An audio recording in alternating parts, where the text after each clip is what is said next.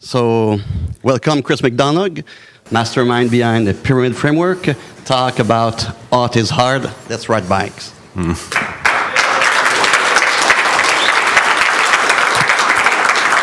Thank you. I am going to talk about pyramid authorization and authentication today. So if you are here for Django, you are in the wrong room. I know it's hard when you're out drinking late at night, but so this talk is going to be pretty code heavy. And if you have a mobile device, or you're on your laptop or something, or you have a phone that can browse, you might want to go to this URL to sort of follow along. It has sort of notes about the different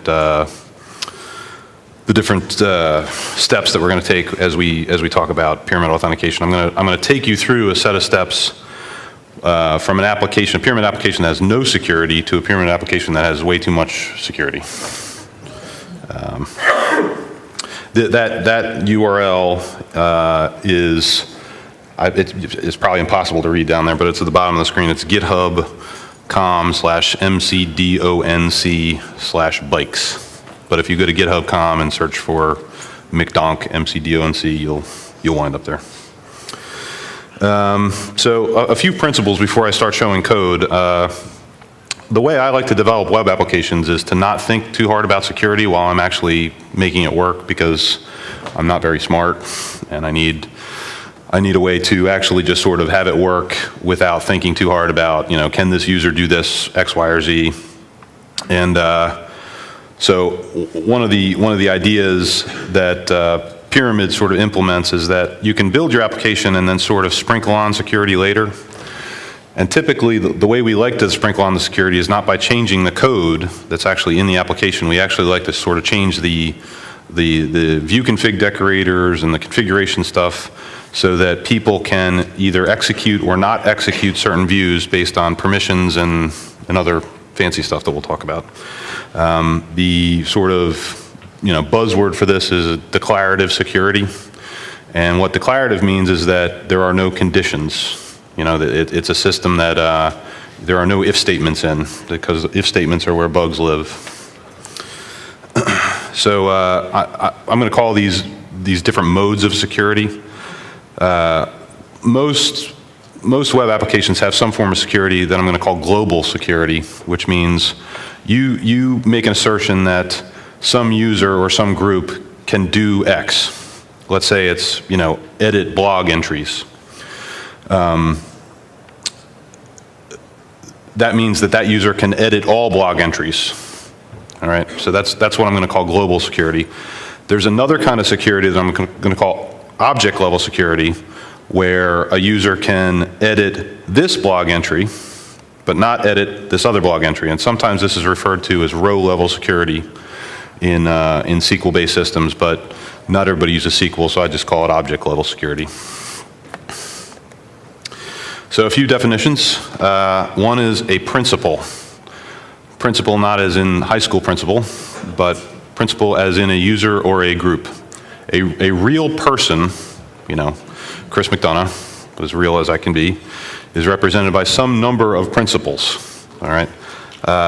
The user Fred might be represented by the principal named Fred, another principal named authenticated, and another principal named everyone, and he might also be in a group. So he might actually possess memberships of 4 principals. So some of those principals are sort of, ad hoc groups. Some are whether he's authenticated or not. But there are a number of principals that represent a real user. A permission is a string, usually, that is more or less a verb that says what someone can do within a piece of code. Usually a view. You usually protect a view with a permission. So delete, edit, view, etc. Different frameworks have different definitions for this stuff. Different framework might say a permission is editor, instead of edit or something. And this is pyramid specific jargon. So just so you know. Okay, so I'm gonna show some code from here on in. There will be no more slides. Well, except for the end. The first bit of code that I wanted to show you is a very simple application with no security at all. When we run this application, and you visit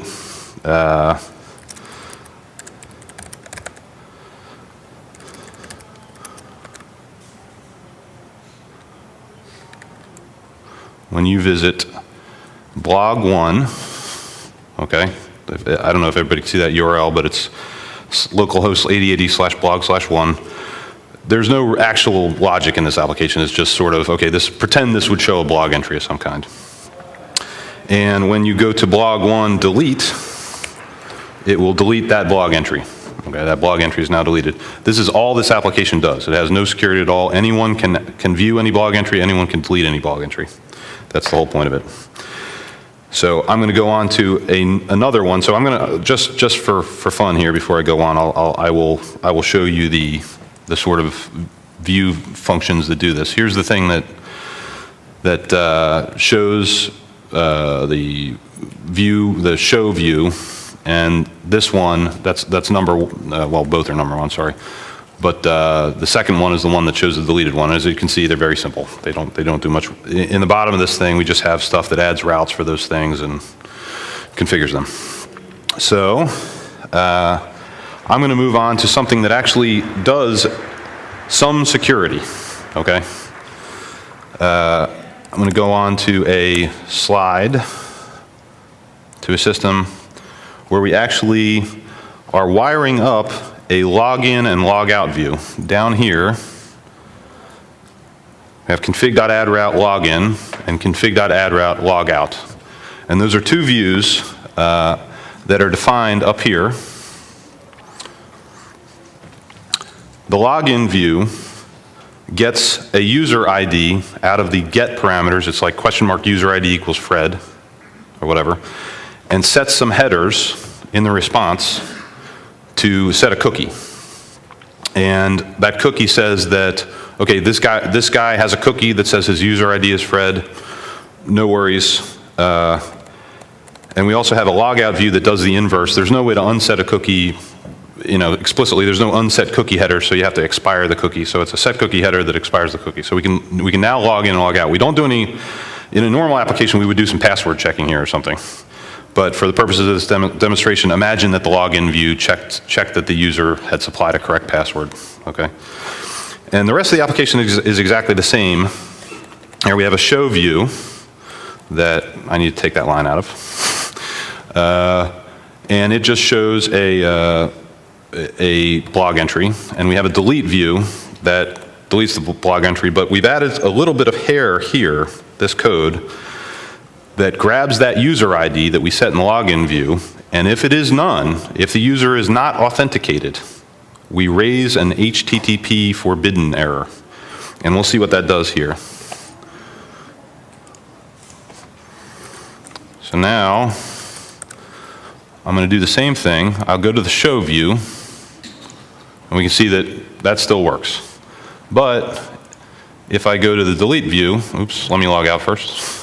If I go to the delete view, we get a 403 forbidden error. Now we can customize this view. This is just for purposes of demonstration, pay no attention to the ugliness behind the curtain here. But the point being that we've added a bit of security to our application imperatively. We've changed our view, our delete view, so that it does something different, okay? And this is a reasonable form of adding security to your pyramid application. All right. The nice things about it, there are no frameworky bits to this application. It's all your code. This doesn't use the pyramid security subsystems. But it is a reasonable way to do things. If you just cannot figure out security, you can do this all day long. It's not really a problem. Okay. Now the problems with it are that the way we're doing security here is that we've married ourselves to this cookie-based authentication and authorization system. If we want to add another view to this system that is not delete, something that lets you edit a blog entry, we're going to have to repeat this little bit of code here, get this cookie, if the user ID is none, raise forbidden. We're going to have to do that all over the place. Pyramid has some bits that let you elide that we'll see in the next step. Another thing here is that logically, in life, authentication doesn't depend on authorization. Okay, you can tell someone who you are, and that doesn't mean that you have the rights to do anything. Okay, but authorization depends on authentication because someone typically gives you the rights to do something after knowing who you are. But in this application, we sort of have them mixed up. They are not independent of each other. We are married to this cookie-based authentication system everywhere. We can't just say, okay, I don't want to use cookies anymore. I want to use Kerberos because this very basic stuff is sort of spot welded all over our code base. So I am going to go to the show you how to do this in a sort of more pyramid-y way. We're going to run app3. Now, nothing about the application is going to change. Exactly what happened before is going to still happen. And the code is going to get more complicated. All right? So in this application, in this version of the application, we have added down here, somewhere down here, a couple of lines that add an authentication policy and an authorization policy. The authentication policy determines who you are. The authorization policy determines what you can do. Okay, they are different axes, and they work together. The only requirement is that if you have an authorization policy, you have to have an authentication policy in Pyramid. But we have implemented our own authentication policy and our own authorization policy. And instead of we pass these things into the configurator as those those authentication policy and authorization policy. And instead of in our login view here, instead of setting a cookie, we call this remember function. And guess what this does? Does anybody have any idea what this does? It returns some headers that set a cookie. Exactly. So we've just abstracted the authentication bit out into our policy, out into our authentication policy. This remember function finds our authentication policy and calls its remember method. Okay. So I'm going to take a look at our brand new authentication policy here. And we can see that that is exactly what it does. Our policy has a remember method that takes some number of arguments and returns a cookie, a set cookie header. Okay, it does a bunch of other stuff too, but that's not much different than what we did before. The log out view in this application calls an inverse function named forget. And does anyone want to guess what forget does? It does exactly the same thing, except it calls the forget method of the authentication policy. So all we're doing is abstracting the authentication policy, the authentication of our application out into this policy object. And when we do that, all of a sudden, this code, if we decide to do something slightly different about authentication, does not need to change. Okay, if we want to do Kerberos auth or basic auth or whatever, there's a bazillion of them. We can change our policy and our code that does the cookie setting. We just need to swap that out for something else, and our actual code, our actual view code, does not need to change. So we've made that abstraction. So another thing that our policy does for us is it lets us abstract the protection of our delete view. So if you notice here, we didn't have this line in our delete view before. It's a permission. It says delete. What it means is when this view, when this view is executed, only allow the views, or when Pyramid attempts to execute this view, only allow the view's execution if the executing user has the delete permission. Okay, the executing user is not just sort of an abstract concept. The executing user is the set of principles that we talked about at the beginning of this thing. And the authentication policy is also responsible for computing the set of principles that are associated with a user. Okay? In this case, every principal is a member of the everyone principal group. You know, a user has a user ID, and that becomes another principal. Every person who has a user ID is a member of the authenticated group. And in this case, when we log in, we are going to be a member of at least 3 principals. We're going to be everyone, we will be authenticated, and we will be Fred. Okay? So when I go over here and I log out, just to make sure, and I log in as Fred, Fred is implied by that set of principles. And we also have this other subsystem in here, which is an authorization policy that is our own code. It doesn't inherit from anything. There's no magic going on here. This, you know, all this code is all your code. But it implements an interface. One of the interfaces that it implements is called permits. And basically, this thing gets called when a view is about to be executed. It gets past a context object, which we're not going to think too hard about right now, but it gets past the set of principles that are returned by the authentication policy. Remember, I said that authorization depends on authentication. And it gets past the permission that protects the view. So when I want to go execute this delete blog thing, it will be passed a set of principles, which are everyone, authentication, and Fred. The permission will be delete, okay? And the logic inside of this permits method says if the permission is delete, if the user is authenticated, return true, more or less. Otherwise, return false. Okay, so because Fred has permission to do this, when I try to go to the delete view, he can. But if I log out, I'm no longer Fred, I'm just everyone at this point. If I go to delete, I get it forbidden. So this is all, if you want to customize your application with sort of global security, I would suggest trying this out. I would suggest, you know, if you don't need row level or object level security, this is probably a pretty good way to do it. There are a number of existing authentication policies in Pyramid that you probably want to reuse.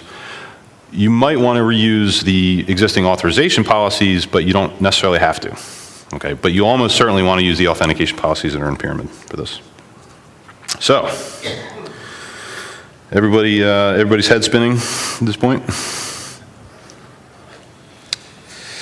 Okay, so I'm going to move on to another one. I'm certain I'm going to run out of time to display every step here, but in this app 4 is exactly the same as app 3, except we do exactly what I just said. We ditch our custom authentication policy and use one that is built into Pyramid for that purpose. So we no longer have code in there that implements this thing up here that we have in app 3, our dumb authentication policy. It disappears in the next step. And instead,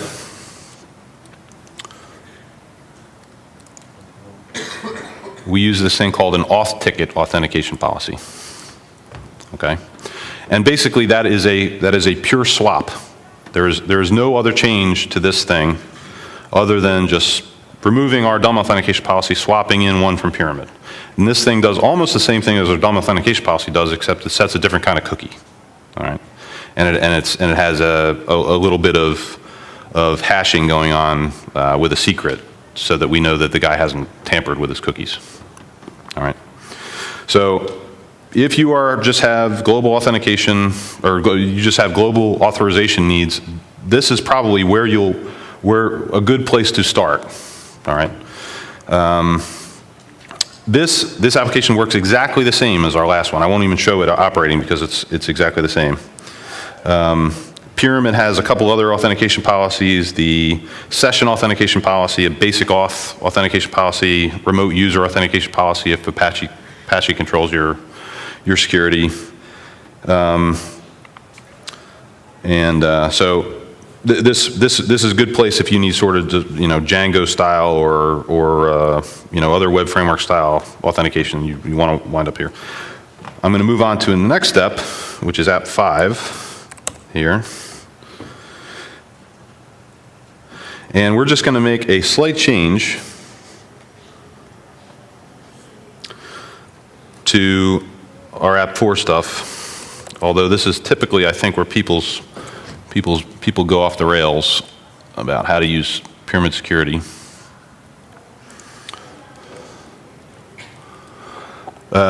We are going to start using, instead of our dumb authentication policy, we're going to start using another feature of Pyramid called the ACL authorization policy.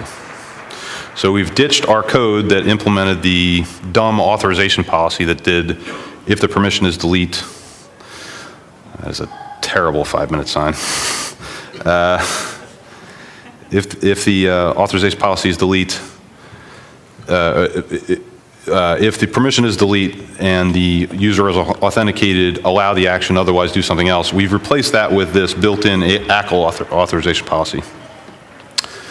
And what happens here is, in order to make use of this ACL authentication policy, we actually have to start using what's known as a root factory.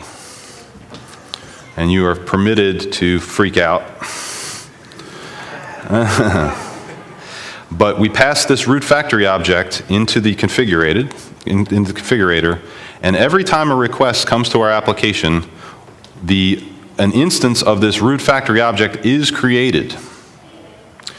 And there's only one of these things, but it has an ACL attribute on it that says what can be done when this root factory is the context of the view. And I imagine I'm not going to be able to explain that entirely, but basically, in this case, the context of the view is always going to be the instance of this thing. Okay? So what we're saying here is allow authenticated to delete something. All right? We are not using our dumb authorization policy anymore. We're using the ACL authorization policy. It is the thing that needs this root factory. And guess what? Our application does exactly the same thing. Okay, we've just moved this statement into this root factory, given it an ACL. The ACL authorization policy looks at the statement here and says, okay, I'm going to allow authenticated users to delete, and I will not allow anything else.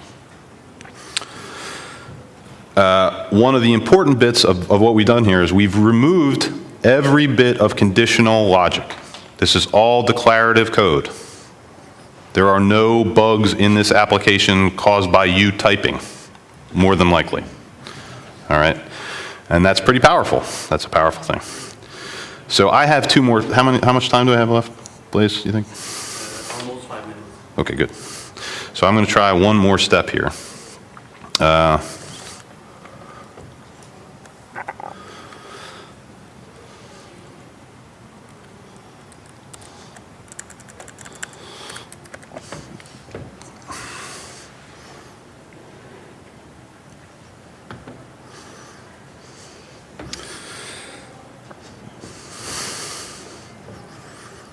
So in this step, it's basically the same thing as the last step, except all we've done is we've changed this ACL here from allow authenticated to delete things to allow Fred to delete things. Okay? So if I walk up to this application and I log in, if I try to delete something, it won't let me. If I log in as Fred,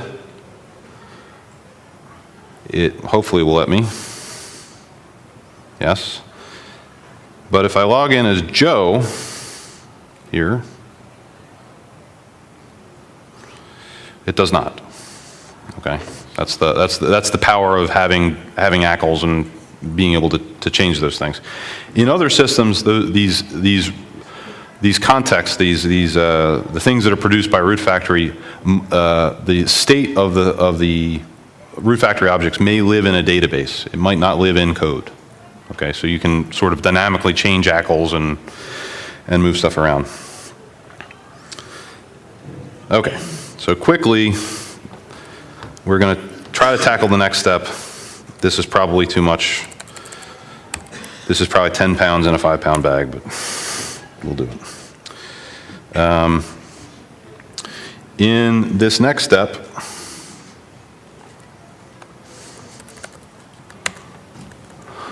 we have a root factory that does not, produces a resource, a root object, but that root object has children.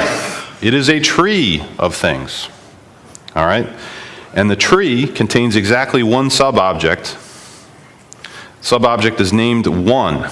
So in this tree there is a root object and it has a child named 1 in here. And what this lets us do is we can compose what's effectively a sitemap for security in our application that lives under the hood here, that is produced by this root factory, that lets us make different assertions about the security in one part of the sitemap that are not in the other part of the sitemap. In this case, what we're saying here is that in the context of, in the sort of sitemappy context of this one object, authenticated users are allowed to delete things, but at the root, they are not. Oh, okay, I will give up. Sorry, if anyone has questions, they're welcome to see me later. I apologize for not timing this correctly. But again, all the stuff that I talked about is actually in these slides, so you can get online and read them and punch me in the face later if you want to. So thank you very much, appreciate it. I'll take questions now.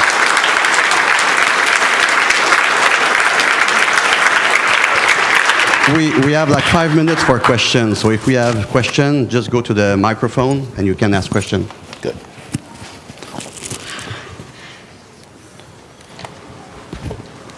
Can you test the location of the slide here? Yes, sure.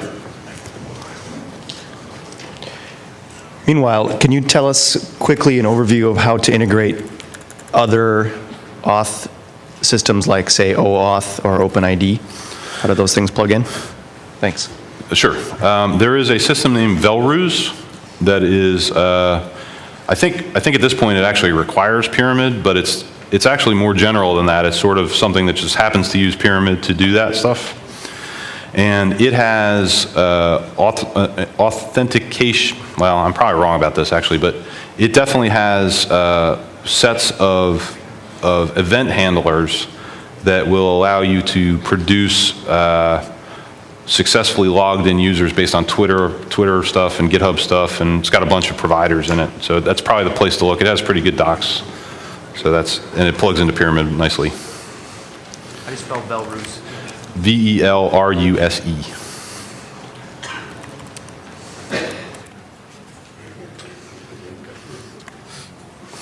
Sorry. There's the URL up there if anybody needs it. Any other questions? I'm just wondering, maybe it's if you have the object level security, does that imply only traversal, or is it URL dispatch also? Well, sort of a little known thing about Pyramid is that when people use URL dispatch and they don't need to think about traversal, but actually traversal always happens. So when you are using security in this fashion, you are making use of traversal, but you can use it along with URL dispatch as the traversal tree is actually just the security tree. And you say, this view is associated with this traversal path, this route is associated with this traversal path, and when traversal happens, it comes up with a context that has an ACL. So I wish I had had more time to show that actually. All right, well, thank you very much. That URL it's probably impossible to read down there, but it's at the bottom of the screen. It's github.com/mcdonc/bikes. But if you go to github.com and search for McDonc MCDONC, you'll wind up there. So a few principles before I start showing code. the way I like to develop web applications is to not think too hard about security while I'm actually making it work, because I'm not very smart and I need a way to actually just sort of have it work without thinking too hard about, can this user do this X, Y, or Z? And so one of the ideas that Pyramid sort of implements is that you can build your application and then sort of sprinkle on security later. And typically, the way we like to sprinkle on the security is not by changing the code that's actually in the application. We actually like to sort of change the view config decorator. A permission is a string, usually, that is more or less a verb that says what someone can do within a piece of code, usually a view. You usually protect a view with a permission. So delete, edit, view, etc. Different frameworks have different definitions for this stuff. Different framework might say a permission is editor, instead of edit or something. And this is Pyramid specific jargon. So just so you know. Okay, so I'm gonna show some code from here on in. There will be no more slides, well, except for the end. The first bit of code that I wanted to show you is a very simple application with no security at all. When we run this application, and you visit a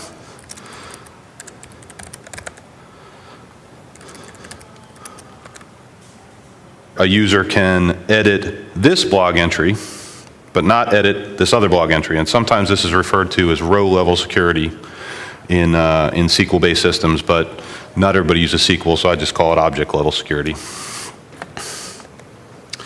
So a few definitions. One is a principal.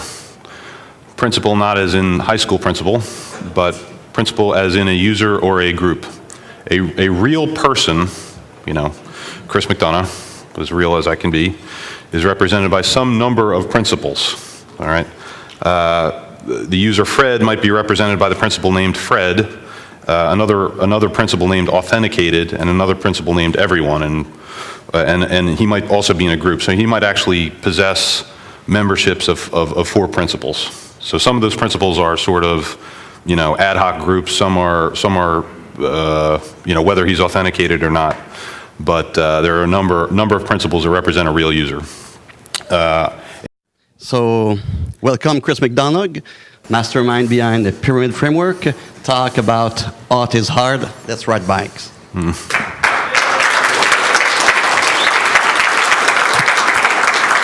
Thank you.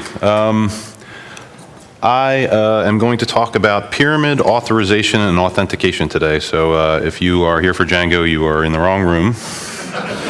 I know it's hard when you're out drinking late at night, but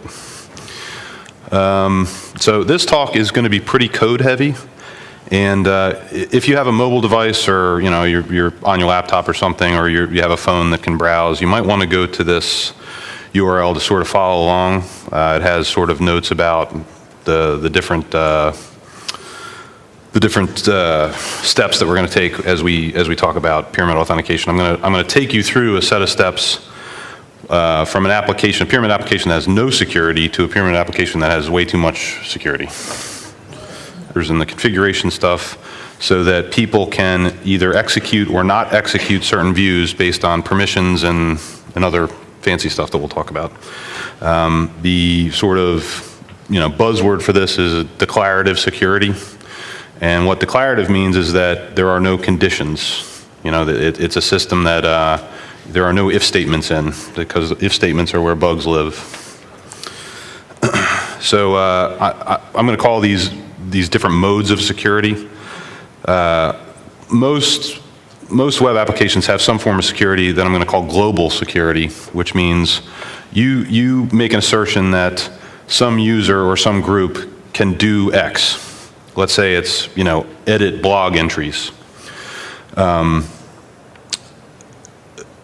That means that user can edit all blog entries. All right, so that's what I'm going to call global security. There's another kind of security that I'm going to call object level security, where